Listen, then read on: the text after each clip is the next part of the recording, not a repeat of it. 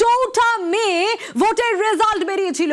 তৃণমূলে ৮০ জন বিধায়ক ছিলেন, একেবারে হার ছিল তৃণমূলের, ভরাডুবি যাকে বলে। কিন্তু ৩রা জুন, এক মাসও কাটলো না, কি ছবি দেখা গেল? তৃণমূলে কি ইতি? কেন এ কথা বলছি? কারণ এতগুলো দিন পর মমতা বন্দ্যোপাধ্যায় গতকাল রাস্তায় নেমেছিলেন, কিন্তু সঙ্গে ছিলেন পুরনো গুটি কয়েক সাংসদ বিধায়ক। কিন্তু বাকিদের আশেপাশেও দেখা যায়নি। যারা আসলেই মমতা বন্দ্যোপাধ্যায়, অভিষেক বন্দ্যোপাধ্যায়ের আশেপাশে ঘোরাফেরা করতেন, তাদের কাউকে দেখা যায়নি গতকাল। আর আজ ঠিক যে জল্পনা করা হচ্ছিল বিগত দিনগুলোতে, সেটাই হলো।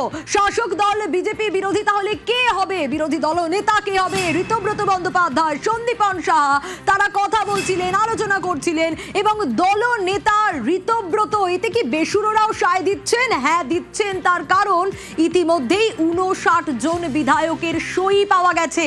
৮০ জনের মধ্যে যদি ৫৯ জনেরই সই পাওয়া যায়, তাহলে তৃণমূলে ভাঙন তা বলার অপেক্ষা রাখে না। তৃণমূলের মধ্যেই কি তাহলে নতুন তৃণমূল, নব তৃণমূল?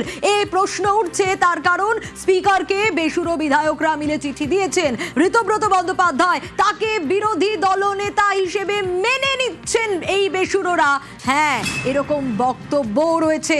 এবং দলনেতা ঋতব্রত বন্দ্যোপাধ্যায় হতে চলেছেন। এবং যারা রয়েছেন সঙ্গে, শিউলি সাহা, জাভেদ খান, তারা এক সময়ের মমতা বন্দ্যোপাধ্যায়ের ছায়া সঙ্গী বলা যায়। কিন্তু কেন তারা সরে গেল? কি কারণে তারা এত বিক্ষুব্ধ? আবির রয়েছে আমার সঙ্গে। আবির, নতুন তৃণমূল, তৃণমূলের মধ্যেই, তার কারণ তৃণমূল একেবারে ভেঙে খান খান হয়ে গেছে, টুকরো টুকরো হয়ে গেছে, তা বলার অপেক্ষা রাখে না। ৮০ জনের মধ্যে ৫৯ বিধায়কেরই সই করা চিঠি ইতিমধ্যে জমা পড়েছে। স্পিকার তো ২-১ দিনের মধ্যে জানাবে ডিসিশন। কিন্তু আমি এই মুহূর্তে জানতে চাইবো, কতটা ক্ষোভ থাকলে এরকম একটা পরিস্থিতি তৈরি হয় আবির? এবং এই মুহূর্তে ঠিক কি আপডেট? কারণ তুমি সকাল থেকে বিধানসভার আপডেট দিচ্ছ প্রতি মুহূর্তে। দেখো, গত কদিন ধরে বিধায়করা, তারা যে বেসুরো, তারা যে বিদ্রোহী, সেটা তাদের কথাবার্তাতে প্রকাশ পেয়েছিল। সেই বেসুরো হওয়া বা বিদ্রোহী হওয়ার প্রকাশটা শুরু হয় ৬ই মে থেকে। কারণ চৌঠা মে ফল বেরিয়েছিল, আজকে ৩রা জুন। এক মাসের মধ্যে তৃণমূল কংগ্রেসের বিধায়ক দলে এই ধরনের মস্ত বড় ফাটল।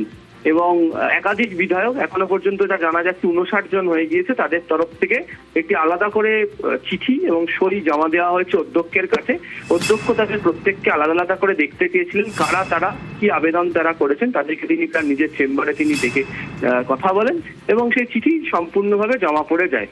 এবং সেই চিঠিতে তারা ঋতব্রত বন্দ্যোপাধ্যায়কে বিরোধী দলনেতা হিসাবে চাইছেন, চিফ হুইপ হিসাবে আখরুজ্জামানকে চাইছেন, এবং শিউলি সাহা, জাভেদ খান, সন্দীপন সাহা, তাদেরকে ডেপুটি লিডার হিসাবে তারা চাইছেন। এবং এখনো পর্যন্ত যে খবর, সেই চিঠি ইতিমধ্যেই জমা পড়ে গিয়েছে। দ্বিতীয়ত যেটা অত্যন্ত গুরুত্বপূর্ণ, সেটা হচ্ছে যে এই সূত্রপাত যেটা হয়, সেটা অনেকের সাথে কথা বলে যেটা জানা যাচ্ছে, সেটা হচ্ছে ৬ই মের বৈঠক থেকে। এবং তাদের অনেকের বক্তব্য যে তারা নির্বাচনে কোনো কাজ করেননি, তারা দলের জন্য কোনো কাজ করেননি, সব কাজই দলের একজন নেতা করেছেন। এবং তার জন্য ৬ তারিখে তাদেরকে যখন স্ট্যান্ডিং অভিশান দিতে বলা হয়, এটাই তারা মনে করেন যে তাদের প্রতি দল অবিচার করছে, এবং এই নিয়ে তারা তাদের আপত্তি জানান। এখন প্রশ্নটা ছিল যে দলের মধ্যে তারা কেন কোনো কথা বলেননি, তারা এই ধরনের কোনো সিদ্ধান্ত নিলেন কেন? এবং প্রত্যেকে একযোগে স্বীকার করেছেন যে বিভিন্ন ইস্যুতে কেউ গোটা ১০ বছর, কেউ গোটা ৭ বছর, কেউ গোটা ৫ বছর ধরে নানাভাবে চেষ্টা করেছেন। এবং তাদের প্রত্যেকের অভিযোগ যে ভোট কুশলী সংস্থা ছাড়া কোনোভাবেই পৌঁছানোটা সম্ভব হতো না। এবং তাদের বক্তব্য যে যারা মমতা বন্দ্যোপাধ্যায়ের কাছাকাছি পর্যন্ত পৌঁছতে পারতেন, সেই তালিকার মধ্যে তারা পড়তেন না। ফলে তারা তাদের সঙ্গে দূরবর্তী, বা তাদের সঙ্গে সম্পর্ক অনেকটা দূরত্ব তাদের মধ্যে তৈরি হয়েছিল। এবং ৬ তারিখের ঘটনাটা কার্যত তাতে ঘৃতাহুতি পড়ে, এবং তারপরেই হচ্ছে এই সিদ্ধান্ত। ফলে সেদিক থেকে দেখতে গেলে এই ধরনের নজির খুবই কম রয়েছে যে নির্বাচনের ফল প্রকাশের পর যখন হাতে ৮০ জন বিধায়ক রয়েছেন, তারাই দলের প্রতি চরম অনাস্থা প্রকাশ করে এক মাসের মধ্যে সেই সংখ্যাটা মানে কোন জায়গাতে, মানে অর্ধেকেরও বেশি বিধায়ক তারা অনাস্থা প্রকাশ করে তারা চলে যাচ্ছেন অন্যদিকে। একেবারে আবির, অবশ্যই নজর থাকবে।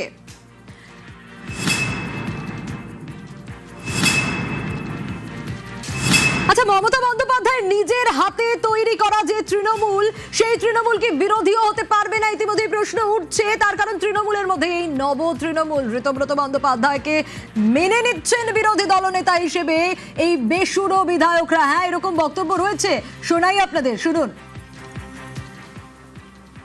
ঋতব্রত বন্দ্যোপাধ্যায়কে বিরোধী দলনেতা মানছেন? মেনে নিয়েছি অলরেডি। আর কাকে কাকে মানবেন দায়িত্বে? সবাইকেই মানবেন।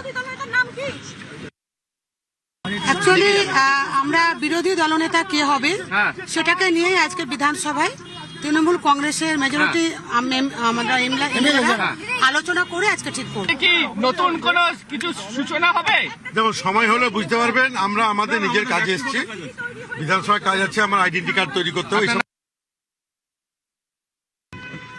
কি বলবে? এখন এই মুহূর্তে বলার কিছু নেই। হ্যাঁ, আমরা বিধায়করা মিলে একটি মিটিং ডেকেছি, সেই মিটিংটা আমরা করি, হ্যাঁ। করার পরে হ্যাঁ। যা বলার মিটিং এর পরে বলবো। আজকেই তার মানে সই সহ তোমরা জমা দিতে চলেছো? এখন কিচ্ছু বলবো না, এখন কিছুই বলবো না, আমাকে যেতে দিন প্লিজ। সাবিনা ইয়াসমিন তিনি বলে যা গেলেন, হবে সাবিনা ইয়াসমিন বলে গেলেন যে আমরা বিরোধী দলনেতা নতুন করে স্থির করতে চাই। সন্দীপন এবং ঋতব্রত যা সিদ্ধান্ত নিচ্ছে আমরা সহমত পোষণ করে এগোবো। সেইটা দেখুন, দেখুন আমাদের মিটিংটা হোক, মিটিংটা না হলে কিছু বলতে পারবো না। মিটিংটা হোক, মিটিংটা হোক, মিটিংটা হোক, দেখতে পারবেন সংখ্যাটা, দেখতে পারবেন। More than 2/3।